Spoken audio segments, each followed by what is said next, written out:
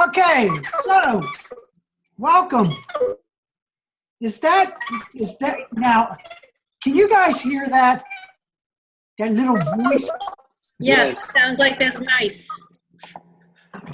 but it sounds like it's coming through someone's speaker. But it's I'm turning me. my. That is weird. All right. So anyway, so this is what we're going to do tonight. I figure it'll last maybe about 45 minutes or so. So I won't keep you real long because you guys have been very actively involved in what you've been doing. And you have a 2-week break coming up, so that's good.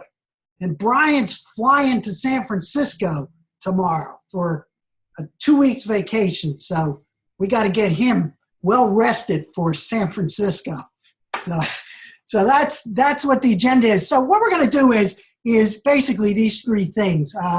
Just some thoughts about your Gallus readings. Any comments about those?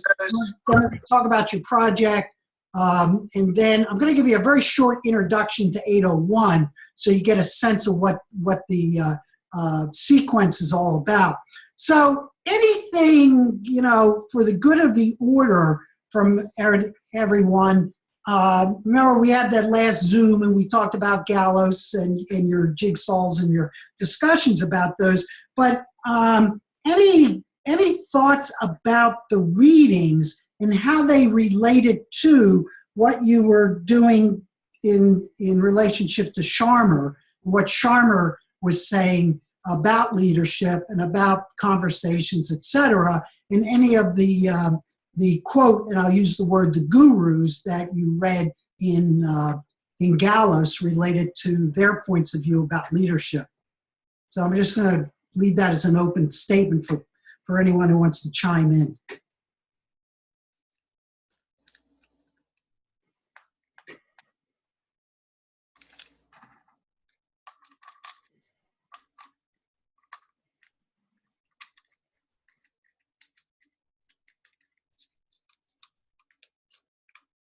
Or the other thing I can ask you, maybe get you to look at, who stood out for you in Gallus, particularly in the second round of readings?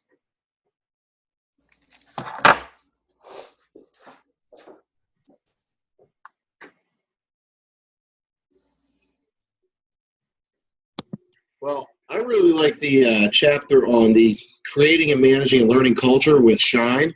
Okay. I kind of think, and this is just me because I came from a business background, like I graduated with a business degree. I thought the business leadership book was a little bit more right to the point with certain things. Mm-hmm. And it's very business from an organizational standpoint. Everything looks at going back to the organization, how to benefit ultimately the organization. Yeah, and the organization, again, as looking at it, and it's kind of interesting when you think about that, and something for all of you to think about, is that when you think about the organization, do you see it as something outside of you, or do you see it as you? I think becomes an important question when you think about it. Particularly since the Supreme Court said that organizations are human beings. Think about when they made that the Citizens United, that it was kind of an interesting concept, take the politics out of it, but what they were saying is that a corporation, in essence, functions as a single person and have free speech. Dr. Gould, I had a leading change, chapter 29. Right. That really stood out to me. Like I had mentioned before, my principal had hired us. Well, my principal was selected by the chancellor of DC Public Schools to lead a very, very challenging, tough schooling environment. Well, high crime, a lot of students are below grade level, and the principal with me and another individual by the name of Mr. Williams helped lead the transformation. So it was great that I had chapter 29 because it talked about change and some of the things that are going on currently in the school as the principal and her leadership team was part of was trying to implement change and transformation, and it just I thought it was like I had that chapter that would really help me out with what's currently going on in school. And that was the John Cotter chapter, correct? Yes, John Connor. Yes, Yeah. absolutely. Yeah, and obviously he's popularized quite a bit with, my iceberg is melting. That whole series of books. Yeah, that's good. And also, I was just thinking about that when you were talking about the change process. Then, Brian, you made the statement about, when you look at the Gallup readings, because most of the people in there are what I use the word is really major thinkers towards the leadership process. How then did you see their concepts tying into what Sharma's talking about in relationship to changing leadership from the traditional sense to this more of a, what I'll call a developing understanding of one's source? And I'm specifically asking you, Brian. You were asking how I saw Gallows as it related to Chalmer. Yeah. As it, sometimes I feel that some of these are just the rewording of what somebody else has said. Mm-hmm. What I really enjoyed about Chalmer were the videos, because I felt when he was able to kind of explain it a little bit more in depth, it was more of a holistic sense and really focused more on the person rather than, now you just made a comment about what if the organization is you as the person, but really this focused on abandoning or not necessarily abandoning, but realizing and understanding what your strengths, your weaknesses are, what your judgments are, what your perceptions are, and maybe being able to put them aside so that you can understand what others' perceptions are, what other people's strengths and weaknesses are, and how you can use them together to maybe collaborate and envelop something that is bigger than both of you. Right. Does that make sense? Oh, yeah, definitely. Yeah. That's the essence of basically what he's saying, because to one extent, he says when he talks about the idea of downloading, now what happens is the downloading is the past, and it traps us many times to the possibilities of the future. That's the simple way of putting it. In order to get there, though, is our ability to begin to become empathetic listeners to understand the other point of view in order to see if a new dynamic comes out of that. So when you think about the interview process that I had you guys go through, that what many of you talked about was basically trying to bracket your voices in your head that were many times fall into a level one level of conversation where you begin to counter what they're saying because of your own perceptions. And that even from a research point of view, a good researcher who's listening to the individual or the group that they're collecting the data from must learn how to turn that voice off so you can hear what other people are saying. And again, that's part of the essence of what Sharma's about, but he's talking about it as a means of allowing for future possibilities to truly emerge within an organization. And I think when you read a lot of the readings there, in Edward Schein particularly, because I think I had the video there of Edward Schein, he's right now, emeritus around this concept of what he calls humble inquiry, where you're not the authority for how to answer something, but what you're attempting to do is almost like what Sharma talks about, is to create a flow between yourself and another person or a group of people in order to allow for new possibilities to emerge, to look at the present differently. So I think that's a concept that I think going forward for all of you as educational leaders, business leaders, that's a concept you need to nurture within yourself if you're going to deal with the complexity that we're all facing as the world moves forward. I think also, I don't have my textbook with me where I am right now, but I think one of the things that went through most of the chapters was this active listening instead of talking. Right.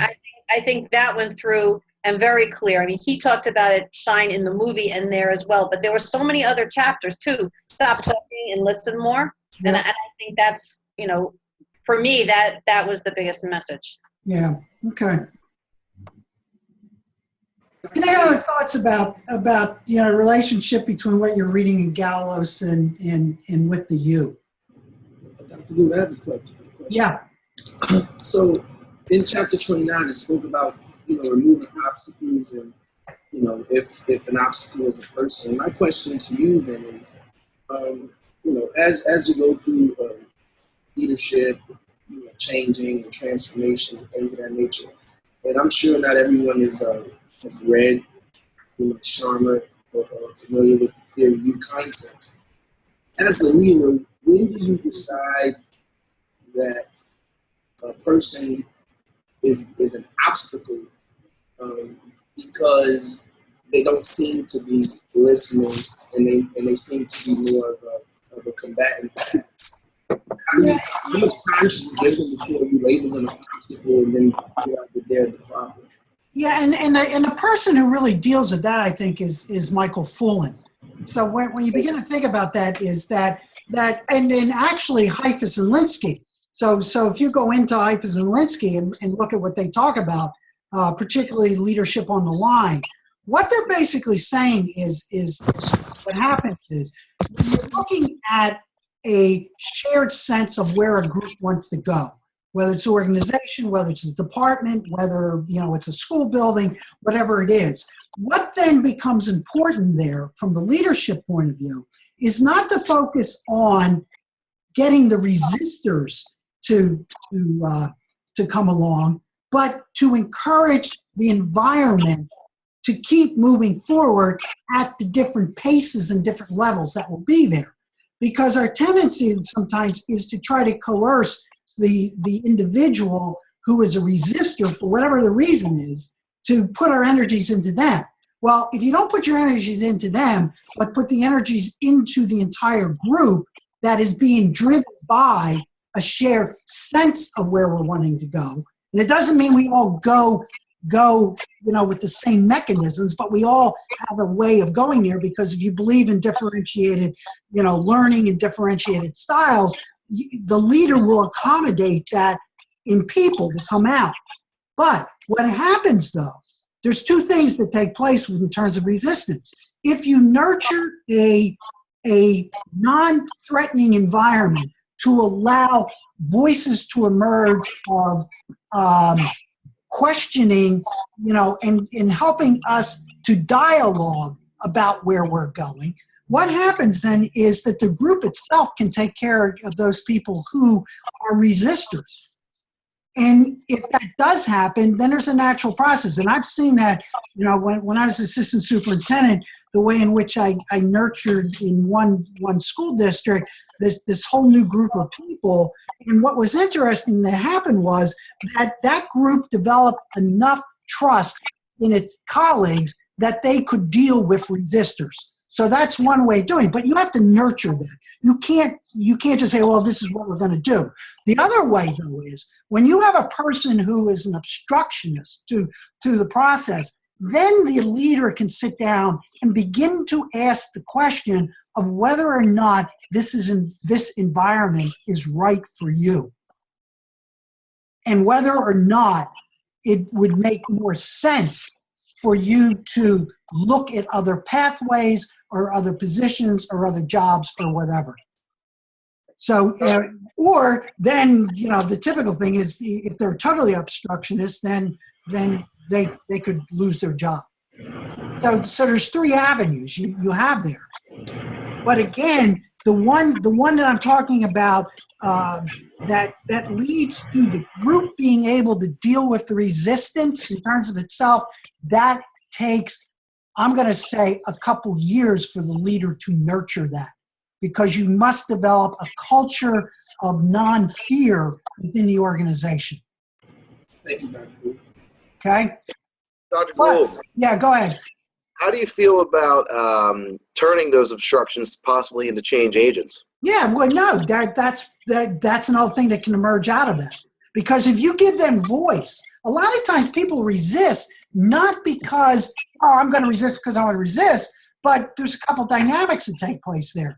So if you go back and think about systems, and you think about the iceberg in terms of systems, you know, as I said to you, structure shapes the behavior of people over time. So what happens is many times people will resist the change process because you're changing the structure too quickly in order to allow them to adapt to new structure. So what happens then is the ability for the leader, again, to nurture that and to utilize, and there's where, if you think about Scharmer's levels of communication or of conversation, or if you go back into the toolboxes in either the Necessary Revolution or in Schools That Learn on how you do inquiry, a lot of times when you can talk to a resistor, it's the language you use with them. So help me understand why you think this way. So it begins to open up that possibility. And then what you might find out is, yeah, they got a lot of cool ideas and can become the catalyst for what the organization is trying to move towards for change. I always found that people who were resistant are probably the people who are most afraid of their job. And so I'm sitting here thinking, not only we have the voice of cynicism, fear, and judgment, but everybody does. So as change is taking place, I mean, I've found that in my experiences, the people who were the most resistant are the people who felt like they had the most to lose from the big change. Yep. So push back with negativism and it can't be done and blah, blah, blah. But it turns out it was more fear than anything else. Yeah, it definitely is. And I'm sure if you think back to any change process that you've been involved in, what has happened to you? Did you see the threat to your job? Did you see the threat to your livelihood, et cetera? So think about this on a much larger scale right now. So look at the political debate in our country right now towards the concepts of free trade, and think about the concept of which Scharmer talks about a lot, is that income inequality, or you look at those three divides. So on a much larger scale, you can see that fear and then the cynicism play out as we, as a country, try to deal with the complexities of change globally. So you can look at it from your own life as an individual to the group in which you're working in. It might have responsibility because, like, for example, in the medical field, look at the changes that are taking place in the medical field that are impacting job security or whatever it is, or in education itself, in teaching, or universities right now are under very serious threat related to, one, return on investment, but more importantly, two, this technology that we're interacting with right now. Change on a whole dimension of how you gain information. So the voice of fear, voice of cynicism, voice of judgment are very powerful. Now, from you as developing leaders, the more you understand that, the better chance you have in order to work within that type of space, so that you can help people to become part of it. And again, if you think about what you read in the second machine age, look at what they're talking about, what automation is doing. And so, and Donna, I think about your environment particularly with what automation is going to do in the medical field, the field of nursing, or whatever. So the point is that these concepts here, and when Otto talks about getting to the source, these are the things that help you to understand who you are and what your source is, and then how you will negotiate your own environments as a leader, or wherever you are within whatever your relationships are within any type of organization. And that's not just your work organization, it's also your life organizations. So whether it be in community or whether it be in your own family, that's why Sengi, as you've heard in a couple of his tapes, where he's beginning to talk about that concept of systems thinking, is really, he doesn't even like that terminology anymore. He likes the fact that what we're talking about is the pattern of relationships that people have in any given space. Okay? So that's what you need to keep thinking about, as you look at, these particular processes, and you'll go deeper into this as we go along. And so I just now want to shift this into basically, your collaborative project. So what as I told you, what I attempted to do this quarter was sort of bring, since I had both of you, both classes in 802 and in 845, to kind of merge the project together so that one part of the project you're doing with leadership side of it, and on the other side of the project you're dealing with the technological side. So the way I want to look at that right now and just open up for you is basically this. So when you got that sheet, I said this project, allowed your team to do these things: to take a look at Theory U and to create a new learning space. So as you look at that, this was your first part. And your first part was, all right, how did your team have the conversation to deal with the leadership that's going to be necessary to make that space that you created work? So hang on, I want to make sure. So I was looking at that. Did I have the questions here? I don't remember what I put here. Yeah. So let's just talk about these, from your experience within your groups. And obviously I'll listen to all yours, and I'll give you comments back, to your teams. But this is what I'm going to be looking at as I'm listening and watching what you guys put together. So right now, just a general discussion, around those 3 bullet points. How did that take place within your team? Discussions around those.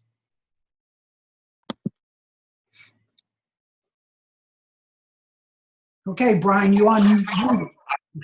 I always have something to say. I'm sorry. Great. No, we actually started out with coming up with our own theories of leadership, and from there we found some common cores that we could use, and then even still separated it out a little bit because we had some additional points we each wanted to make. From there, the conversations were pretty interesting because Tanika works on the secondary education side, where both Bob and I and my team work at the higher side. And we already recorded our voice threads, and I used the word product, and I felt bad for using the word product. But I said, Bob and I look at it from, okay, this is the product we're given from the secondary education, and this is what we have to work with for the next 4 years. I did go back and say I don't mean to say product in the sense of, more the product of the learning. But it fits the factory model well. It really does. And one of the things we talked about was that learning was such like a factory, that the fact that it fits the square. Mm-hmm. And we wanted to really move outside of the square of learning and see what we could do, what leadership capabilities we would need to implement our new learning model. Okay. One of the things that I think I was more the voice of cynicism in the group was, hey, these are all great ideas, but one of the parts that Dr. Gould asked us later on is put this model in today's practice. So I said, this is a limitation we're working under. If we're going to work under this limitation, this is a reality that all organizations face, in the sense that we can come up with the most creative and innovative ideas, but if we don't have the resources to execute it, it doesn't really make much sense. So how can we use what we've come up with and really implement it in a way that seems to make sense? Okay. That's one of the things that came out of our conversations. I felt bad because looking back on it, I really was the voice of cynicism in the group. Well, but for all of you, was it cynicism, or was it a way of saying, all right, so we're making certain assumptions, but do we need to test the assumptions? And I think that was tied in as we talked about moving up the U with the implementation of our actual learning model. And we kind of had scaled it out in a way that, okay, this is how we would want to roll out this process from a micro to a macro scale. Yeah, and what happens with voice of cynicism is that you need to be very cognizant of, is that the cynicism generally comes out in that, look, we allow the current reality then to overwhelm the possibility of the future. So we can't do it because we don't have resources, or we can't do it because schedule won't let us do it, or, we can't do it, because, it's just going to be too much of a strain to make those changes. So what happens is now remember the rubber band. Remember when Senge talks about creative tension, and that creative tension comes about when the current reality becomes stronger, which then means that voice of cynicism and voice of judgment kind of wins over the day, then it pulls the vision down. And I'll guarantee you, every single one of you within educational institutions or even in businesses have seen really cool projects start out but get sucked up by current reality because no one is willing to look at the structural changes that are necessary to make that work. So I think that's something, I want you guys to constantly keep thinking about when you're looking at the dynamics of that, of when you're looking at cynicism. Go ahead. Nope, I thought I heard someone pop in there. So other teams, anything, about that, just, share what it was like to deal with those 3 bullets on the 845 side.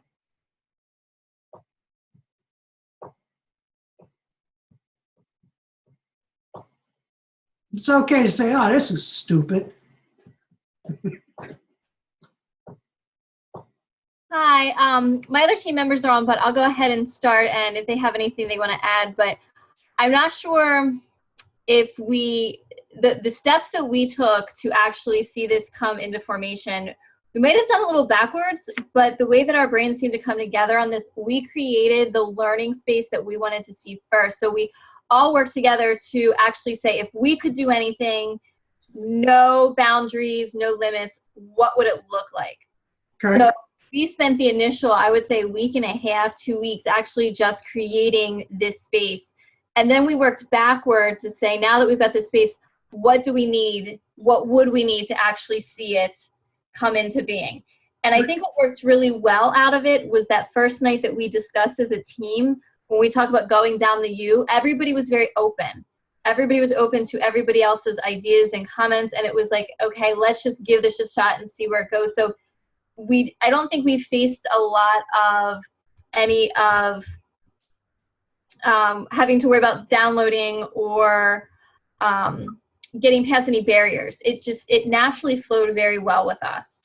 Because you created the sense of the future first. Yes. Okay, all right, that's good. And it was kind of interesting as you were talking, I was thinking about that. It's when I gave you those sheets, I automatically put you into a linear point of view. Because I said, okay, part 1, part 2. What's the normal process when you hear that? I guess part 1 you do first. Then you go to part 2. But you guys reversed it. And that's the other thing that if you remember about the archetypes, and you remember about balancing loops and reinforcing loops, and when you look at those, that the other important thing that I want you to take away from this when you think about 800 and 845 is that, as Senge says, life is not linear. And if you remember when Sharma was talking about learning, he was showing that our traditional downloading around learning is from A to B to C to D, very linear. Whereas if you go into active, or if you've been watching some of those videos that I've been giving you out of that edX thing about the fact of the matter, constructionism and constructivism is a very nonlinear process. Mm-hmm. And you're going to experience that quite a bit when you get into 801. So yeah, that's good. All right, that's good to know. So you guys are in trouble because you started the wrong end. Well, a typical way, hey, you didn't do it right. But no, you did it right because, appropriately for your team, because it's a good way of starting. Well, I guess I could speak for my team as well, and we certainly designed our learning space first, and we were as crazy as could be. So I think you'll have a laugh when you see what we've created. Okay. And the members of my team who were talking, we talked about sustainability of our project because it's so crazy, and we talked about our leadership capabilities, but we talked about it in terms of we don't really want to have structured leaders necessarily. We wanted to have this a holacracy. So we're having a whole discussion about holacracy. And my team member who's discussing, whose responsibility was to do that is not here tonight. So I don't want to put words in her mouth. Okay. But our team, we're going to be a very universalist place. I think you'll be surprised, but we also did it backwards. So we designed our core first, we designed our learning space first, and then we looked at how we were going to be leading it and how we were going to be sustaining it. Okay, good. Well, then with that, let me just, hang on a second, let me find my button here. So if you look at that, so the second part of the activity, now you got me thinking, this is the problem when you put something on paper, it's hard to do it in 3D. So the second part basically was to go up to you. But what you guys did is a couple of your teams, what you're saying is that you decided, but the question I want to ask you then, as you think about that, were you able to start there because the team was fairly cohesive? Yeah, I definitely think so because we had all worked together last semester and we were very familiar with each other doing our reflective conversations together. And I think Donna Renner will definitely agree with me on this. We all know each other's strengths and we all know our personalities and where everything fits together. So for us, we had all that passed and it was easy to just dive right in. And Donna would look at me and go, well, Amber, I know you got this part. I know you've been thinking about this. I know you have this checklist probably done. So I think that for us, Dudley, Brad, do you guys have any thoughts on that one? Hey, this is Brad. I don't know. Can you guys hear me? Yep. Yeah. Well, our team was a good team. We added Dudley to it, and Dudley's new nickname is Apple IIe. Yes, indeed. Because it never failed. The technology just wasn't quite there all the time. But no, we really had a good time. I thought it was easier for us to design the space because we had no voice of cynicism. Right. No one was saying we couldn't do anything. So I thought that was a lot easier for us to do. And then, again, it's easy to design when you have no one telling you can't do it or there was no boundary. So I thought that was a lot easier for us to do. But our team is a solid team. We call ourselves the Dream Team. And Amber's right. We really build off each other's strengths. And I like the project. And you're actually going to be glad to know that 2 days ago, and I know this sounds crazy, but I had my evaluation for the 14-15 school year in March of 2016 because of our beautiful state, new system they have with evaluating administrators on different things. It's great. But anyway, my assistant superintendent says to me, "What's one thing you want to do next year?" And I said, "I want to eliminate kindergarten report card, and we're going to work on badges as a portfolio." Cool. We're doing it. So I'm meeting with all my kindergarten staff in 2 weeks. So as an outcrop of this project, we're actually going to change the way we do kindergarten in my district. Cool. Yeah, that's neat. Yeah, really neat. So, and obviously you're lobbying for a good grade. I can tell. Hey, Dr. Booth. So you guys are, selling your point. Man, our team was great. We were good. I love it. Our team were rock stars. What can I say? All right. I know. Even with that Apple IIe, huh? Hey, listen, Dr. Booth. So, I remember when we logged on and you told us to think big, don't have any limits, be limitless. and our team just dived into that. We all contributed. Like, we didn't say, okay, well, Apertui, you take administrator, Donna, you take teacher, Brad, you take that. We all just did our parts, which was the whole thing. We didn't think the assignment like it was all of our parts, and that way we were able to share all of our research with each other, and it made everything just come together so smoothly. And I think the greatest thing about it all was that you selected me to be with this team, and now I never want to leave. We have a fascinating team, and we really held each other accountable. We made sure that we all participated. You know, honestly, we never really had to like make sure we participated. We just set the dates when we spoke. We said, all right, this is the action plan. This is how we're going to go about it. And we'll meet again. And we just kept doing that. And it was just so smooth and flowing.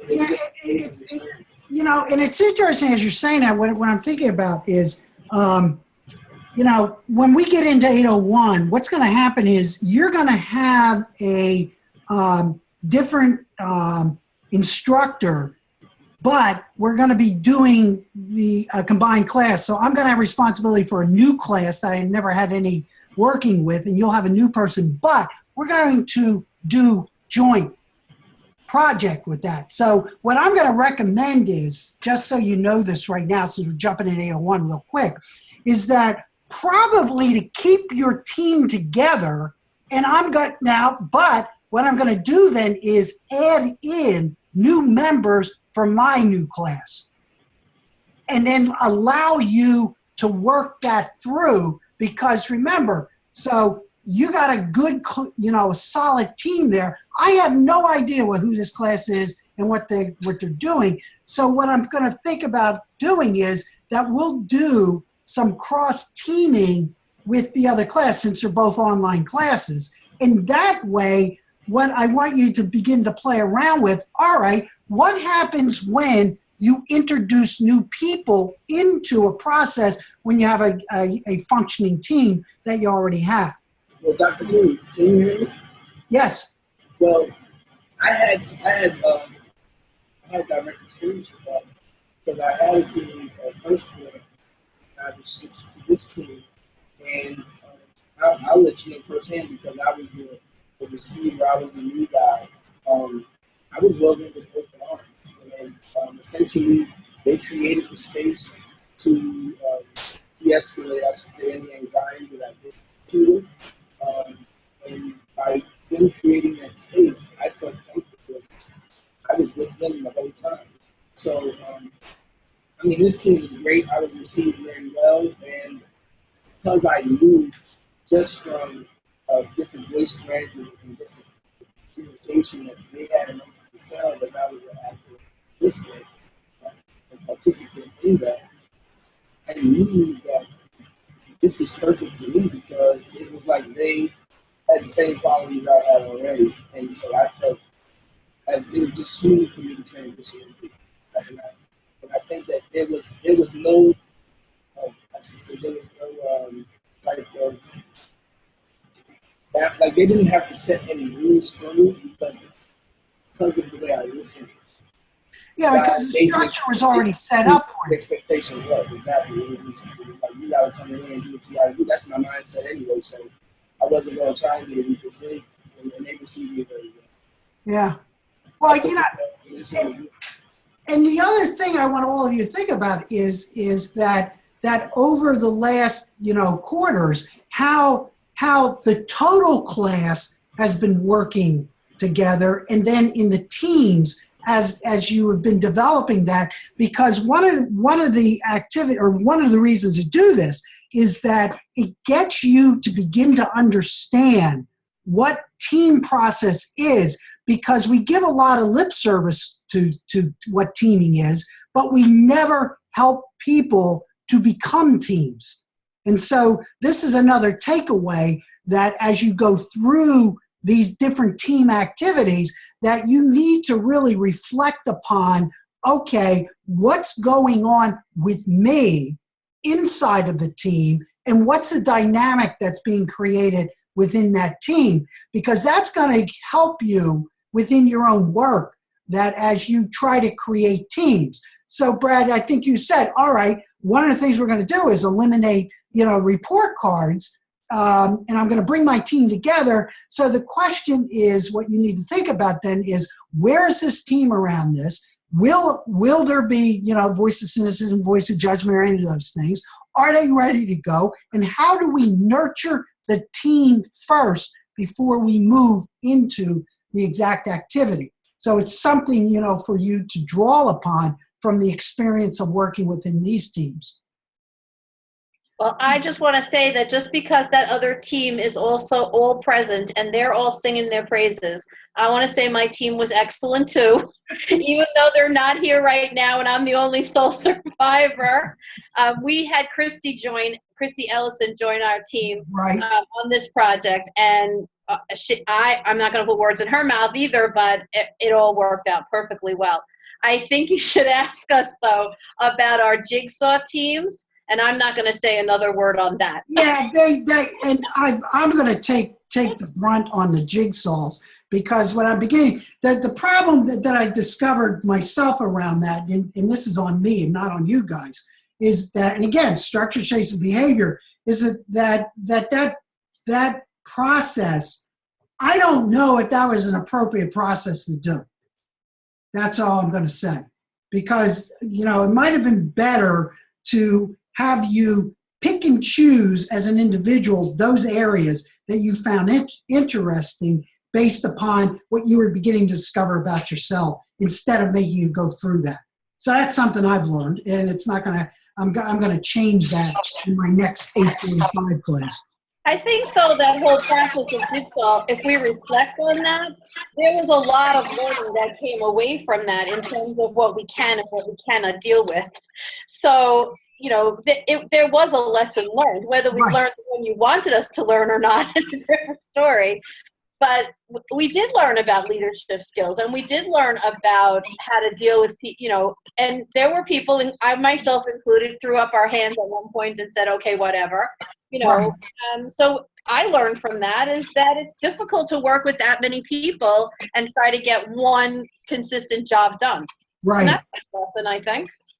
Dr. Gould, Yes, go ahead.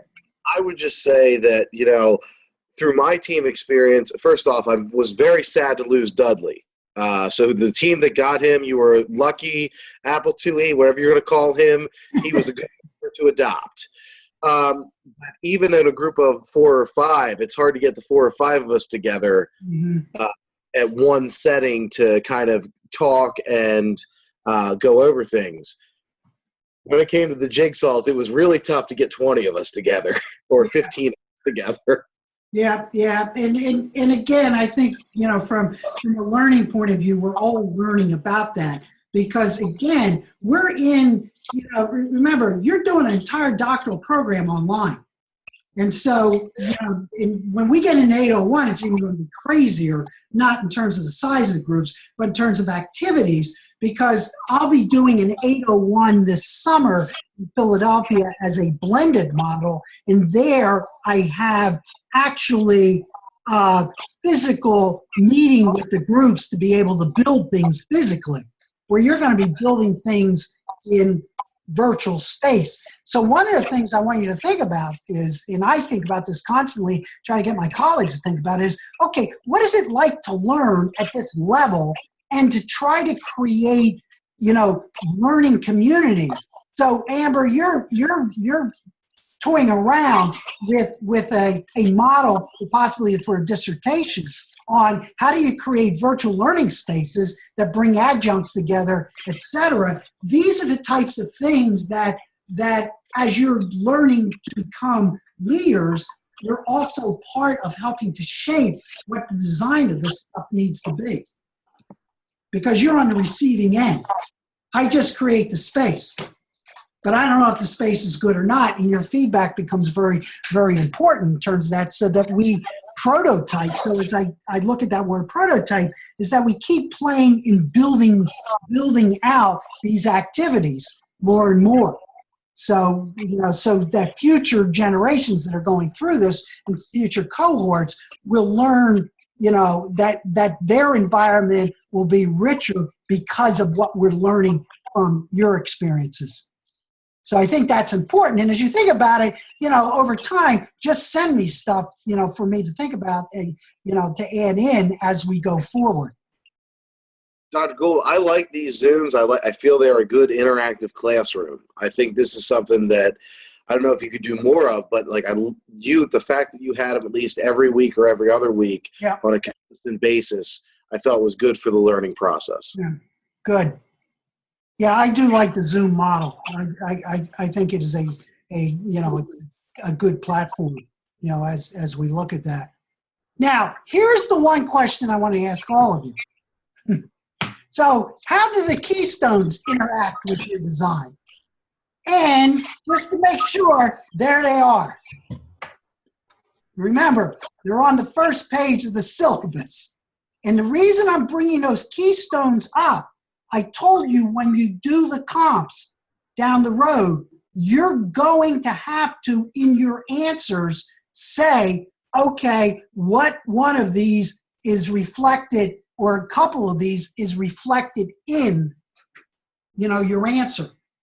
Because this actually, these 5 keystones are the components of the CDD program. So I wanted you to know, I don't know if you did add them in or not. I'm not going to worry about that right now. What I'm more concerned about is that you start imprinting this in your memory banks, that you need to start thinking about these and know where they are, because they're going to be important to you. And you will definitely have to articulate them in 801.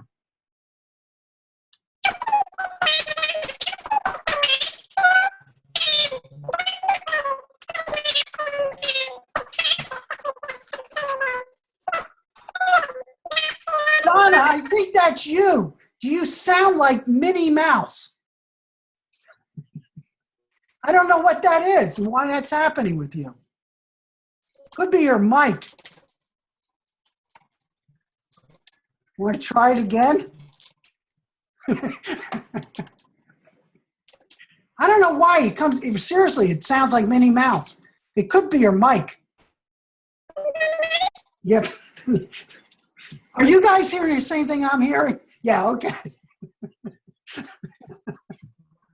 It's not, it's so cool.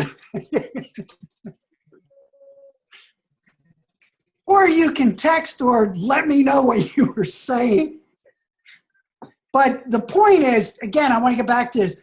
Please make sure you become familiarized with these, because they are important. So when you look at these, particularly, the ability to create and support communities that are basis for sustainable change. Well, some of you talked about, you were doing that in there. You were looking for leadership growth. And that's why I asked you to build that in part 1 to look at these. And then obviously in 802, the 4th one, that's what you're looking at. With these emerging technologies, how do they help, both in your design process, but more importantly, how to communicate effectively, engage other people. And we've been talking about those. So my sense is, if you didn't overtly mention them, I probably will see most of these in your projects. That's the assumption I'm going to make. But I'm bringing this out in the open so that you become more and more aware of this, that you need to think about these as either as you're writing, and I will tell you, when you do when you have to do the comps, you're going to have to articulate these openly. Okay? All right, so that's keystones. Just want to make sure about that. Let me see what's next. I think next is, I just want to give you a quick overview of 801.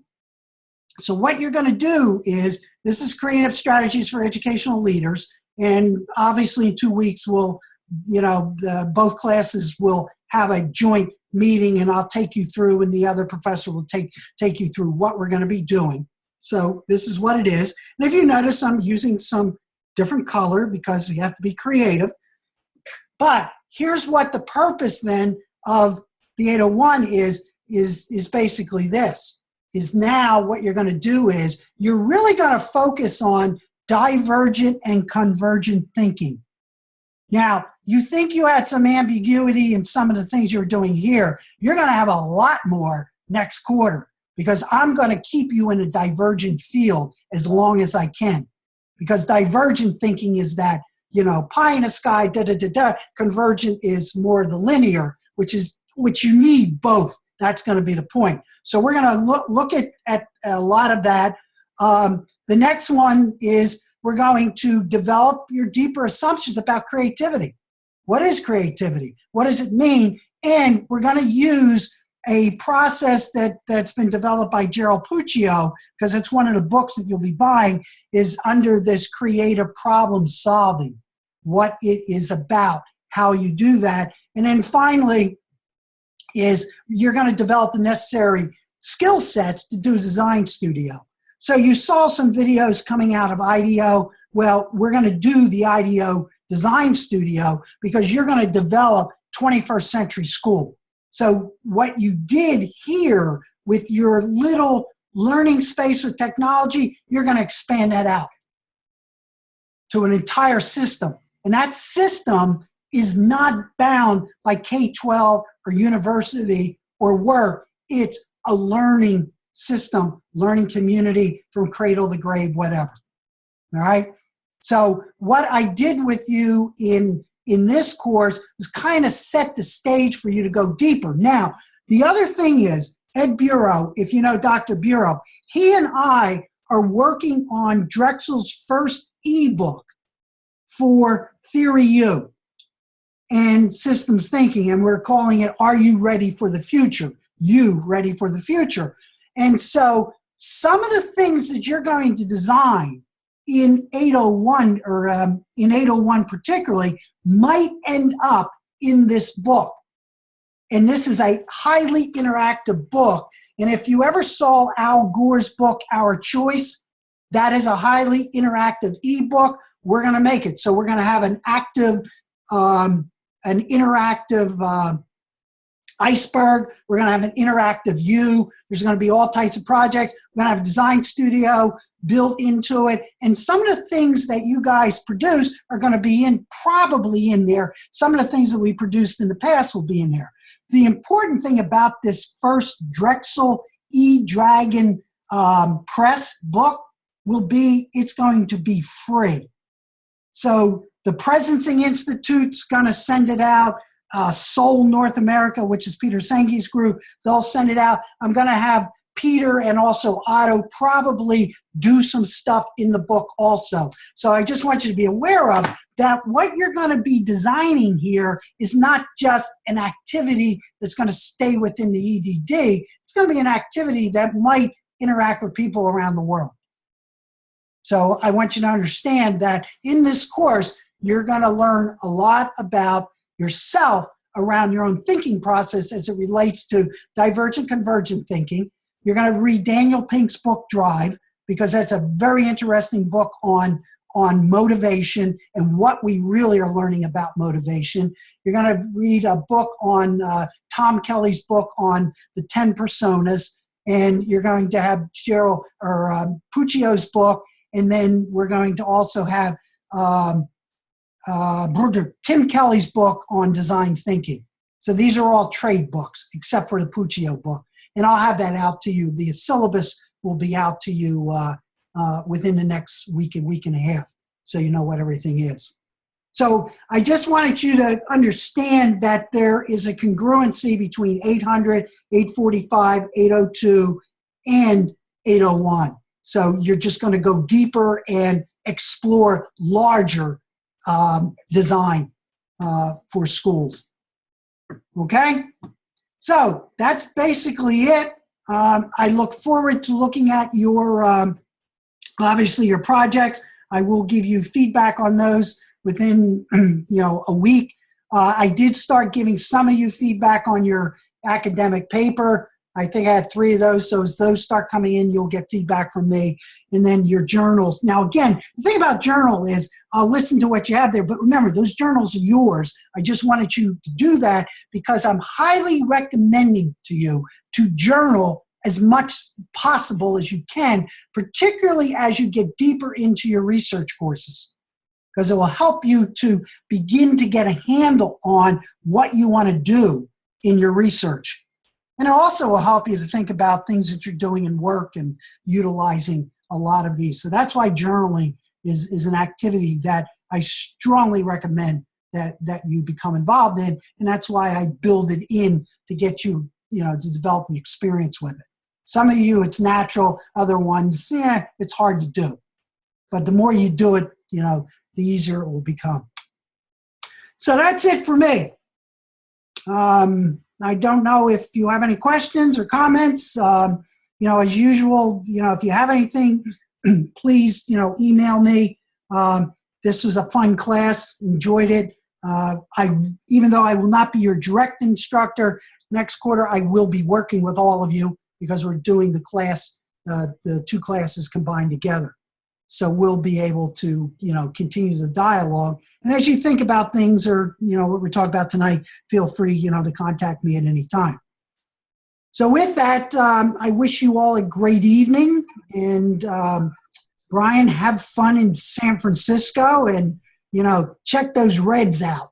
And I'm not talking about the trees. Dr. Gould, our journaling is an audio file, right? Yes, it can be audio or paper. I know that was a little confusing for some people, but either one's fine. The paper is okay too. All right. The paper's okay, very short. I just want to get a sense of what you're doing because it's yours. It's your personal journal. Okay. Okay? All right. I was a little confused, and I submitted a paper for one and an audio for other. All right. That's okay. Not getting any extra credit.